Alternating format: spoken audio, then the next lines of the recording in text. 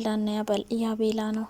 አይ ስቃይ ነገር እናንተ ማንም ያሳሰራችሁ? እኔ እኮ ማን ከሳሽ ማን ተከሳሽ እንደሆነ ሁሉ ነው ግራ የሚያጋባኝ። በእርግጥ የሰው ትዳር በጥብጠዋል። ሩታ ልትከሳቸው ትችላለች፣ ግን ዋናው ተከሳሽ አባወራው እንጂ እነሱ የዝን ያክል እንትን አይደሉም። በቃላት በምናምን አው መጥፎ ቃላት በመናገር ምናምን የሰው ባል በመማገጥ ግልጽ ነው ልትካሰስ ትችላለች። የልጅ አባት ከሆነ ባለትዳር ከሆነ ከሱ ጋር ያው ብዙ ማስረጃና ኃይል አለ። ስለዚህ እነዚህ ልጆች ታያላችሁ ልክ እንደ ቲክቶከሮቹ ማለት ነው ዩቲዩበሮቹንም ልቅምቅም ሽክፍክፍ አድርገው ወደ እስር ቤት ባይወረውሯቸው በቅርቡ ማለት ነውና እንግዲህ አቤላና ሄርሚ ማለት ነው ከመታሰሩ ውጭ ሌላ ምንም አማራጭ የላቸውም። ምክንያቱም በሰው ህይወት ውስጥ ገብተው በጣም እንዲህ ካላቦካን እያሉ ነው። ካላቦካን የሄርሚ ደግሞ ግብረ አበሮቿ ሄርሚን የነካ ሰው በቃ ያልቅለታል እየተባባሉ ነው። እና እኔ ግን ማለት ነው እንደው እዛ ትንሽ ከተማ ስለሚኖሩ እንጂ አዲስ አበባ ቢሆኑ ማለት ነው ጥርግርግ አድርገው ለቃቅሙ ወደ እንትን ነበር የሚያስገባቸው። እንዴ በጣም ነው የጠገቡትና አሁን ላይ ሩታ ወደ አብርሽ ልትመለስ የሆነ መንገድ የጀመረች ትመስላለች በፍቅር። ምክንያቱም በጸብ እምቢ ካላት በማሳሰር ሞከረች ምናምን ሰር አሁን ግን በፍቅር ገብታ የሆነ ገንዘቦቿን ሰብሰብ አርጋ መውጣት የፈለገች ይመስለኛል። ምክንያቱም ሩታ እንደዛ ካላደረገች የአብርሽን ትክክለኛ ባህሪ ታውቃለች። አብርሽ በቃ ከሴት ጋር መጋጋጡን መቼም ቢሆን እንደማይተው ግልጽ ነው።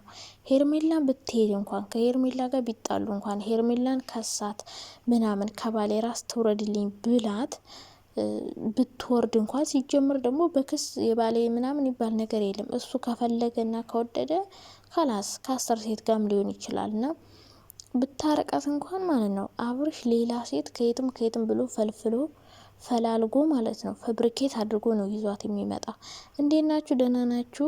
በጣም ደህና ነኝ። ውድ ቻናል ቤተሰቦች ሰብስክራይብ እና ላይክ ማድረጋችሁን አትርሱ። ሀሳብ አስተያየታችሁን በኮሜንት አስቀምጡልኝ። ሩታ አብርሽ ሄርሚ ምናምን ነው የመጣሁት በእነ ሩታ ቪዲዮ ማለት ነው። እኔ አሁን የተረዳሁት ነገር ቢኖር ሩታ በአብርሽ ተስፋ ቆርጣለች።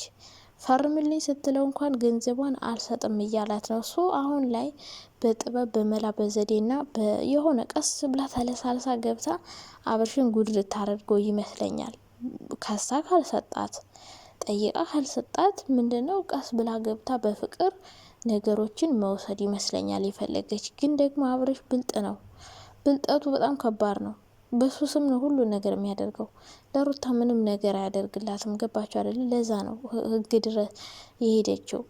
ስለዚህ አሁን ላይ ሩታ ሄርሜላን አልፈልጋትም ካልክ ከአንተ ጋር ቀጥላለሁ እያለችው ነው። እሱ ደግሞ ሁለቱንም ማጫወት ይፈልጋል። ሄርሜላንም ሩታንም ብቻዬን መሆን እፈልጋለሁ አላደል? አሁን ሄርሚ ዛሬውን ታያላችሁ ሄዳ አጠገቡ እቅፍቅፍ ብላ ለጠፍጠፍ ብላ እኔ ያለውልህ ለምን ብቻ እንትሆናለህ የኔ ማር የኔ ጠንበለል የኔ ሸበላ እያለች ስትደባብሰው ነው የሚያሳዩኝ ዛሬው ቪዲዮ ማለት ነው። ታያላችሁና ምርጫ ሁሉ መስጠት የለብሽም። እሷን ምረጥ እኔን ምረጥ ማለት የለብሽም። ቀስ ብለሽ ገብተሽ ከሱ የምትፈልጊውን ነገር ይዘሽ መውጣት ነው። እኔ እንደዛ ነው። እኔ አብረሽን የተረዳውን ነገር ቢኖር በቃ መቼም ይሁን 3ም ልጅ ይውለድ 4ም ልጅ ይውለድ ልጁ ሌላ ሴት ጋር መሄዱ አይቀርም። እኔ የሚያሳዝነኝ የእሱ መጨረሻ ነው። የትኛዋን አግብቶ ከየትኛዋ ጋር እስከ መጨረሻው እንደሚሄድ እግዚአብሔር ይወቀው። ማንም ሴት አይፈልግም። ማንም ሴት ባሏ አግብታው እየኖሮች ሌላ ሴት ይዞ እንዲመጣ ከሌላ ሴት ጋር እንዲጋጋጥ ምናምን ፈቃደኛ አትሆንም። ማንም ሰው ቢሆን ማለት ነውና ሌሎች ሴቶችም ቢሆኑ አግብተውት ሌላ ሴት የሚያመጣባቸው ከሆነ አብሮ መኖር አይፈልጉም ማለት ነው። ሩታ ጋም በዚህ ነው የተለያዩት። በሴት ነው፣ በምንም ነገር አልተለያዩም፣ አልተጣሉ ምናምን። የተጣሉት እሱ ሴት ጋር ሲጋጋጥ እሷ ደግሞ ለምን የሚል ጥያቄ ስትጠይቅ እሱ ደግሞ መብቴ ነው ከፈለገኝ ጋር መጋጋጥ እችላለሁ ስላለ ነው። ሩታም በቃ ይሄ ሰው አይሆነኝም ከአስሩ ሴት ጋር እየተጋጋጠ ለልጅም አባት ሊሆን አይችልም ብላ አሁን የራሷን ህይወት እየኖረች ያለችው ማለት ነውና እንደዛ አድርጋ ከሱ ገንዘብ ከሆነ ፍላጎቷ እንደዛ አድርጋ መውሰድ ትችላለች። ከዛ ውጭ ግን ለትዳር ይሆነኛል ብሎ ማሰብ በጣም ይከብዳል። የምር ማንም ሴት አትፈልግም። የምትወደው ሰው ሌላ ሴት ጋር እየሄደ ምናምን እንደፈለገ እየሆነ መምጣት ምናምን ከዛ መረ በጣም ከባድ ነው የምር። በእርግጥ አንዳንድ ሴቶች አሉ እንደዛ የሚያደርጉት፣ ግን እንደዛ የሚያደርጉት በጣም አስገዳጅ ሁኔታ ሲሆንባቸው፣ ለምሳሌ ኢኮኖሚካሊ ዝቅተኛ ከሆኑ መስራት የማይችሉ ከሆነ ግዴታ የዛ ሰው ጥገኛ ስለሆነ ያ ሰው የፈለገ ነገር ቢያደርግ ከሱ መራቅ ይከብዳቸዋል። እሷ ግን ከሱ መራቅ ትችላለች። ለምን? እሷ መስራት ትችላለች ምናምን፣ ዩቲዩብ ከፍቶላታል፣ አሳድጎላታል ምናምን፣ ልጇን ራሱ ዘና አድርጋ ማሳደግ የምትችል ሴት ናት።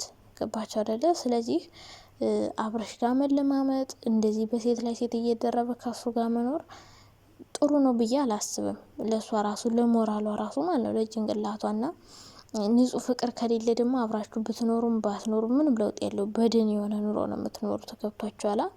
ፍቅር ከሌለ፣ ካልተሳሰባችሁ፣ ካልተዋደዳችሁ ከአንድ ቤት ስለኖራችሁ ግን ምንም ትርጉም የለውም። እንደዛ ብሎ ከመኖር ብቻን መኖር፣ ሁለቱም ብቻቸውን ቢኖሩ ነው የሚሻለው። እና እንግዲህ እግዚአብሔር ይሁናችሁ። ሌላ ምን ይባላል? ሄርሜላ እና ቤላ ከታሰሩ ግን በቃ የሚበጠበጠው ነገር በሙሉ ያቆማል።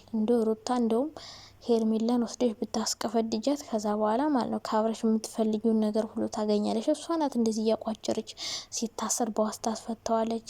የሆነ ውሳኔ ሊወስን ሲል እንደዚህ ያደርግ ትለዋለች ምናምንና ገንዘብ ስላለ በገንዘቧ እየተመካሽ ልጁን እየደደለች ምናምን በቃ ያልሆነ መንገድ እንዲይዝ ታደርጋለች። እና ሄርሜላን ነበር ማሳሰር። ግን ምን ብሎ ማሳሰር ይቻላል? ባሌ ላይ ወጣች አይባል ቢባል እንግዲህ እሱ ወድጃታለሁ ካለ ምን ማድረግ ይቻላል? ትናንትና እንኳን ምረጥ እየተባለ ሁለታችንም አልፈልግም ነው ያለው። ከትናንት ወዲያ ግን ሩታን እፈልግሻለሁ፣ ከአንቺ ጋር መኖር ነው የምፈልገው፣ ሁሉን ነገር ታይ ሲል ነበረ። ሄርሜላ ስትኖርና ምረጥ ከኔ ጋር ትናንት ያልከኝን አሁን ብል ስትለው ግን አልፈለገም። ገባችሁ? ሄርሜላን ማጣት አይፈልግም። እና ታዲያ የልጁ እናት ናት ምናምን ሄርሜላን አልፈልግም ብሎ ለምንድን ነው ከዚችኛዋ ጋር መሆንን ያልመረጠው? የሆነ ቢፈልጋት እንደዛ ያደርግ ነበር። ግን ስለማይፈልጋት በቃ ሁለቱንም ማጫወት ነው የሚፈልገው እሱ። ገባችሁ አይደለ?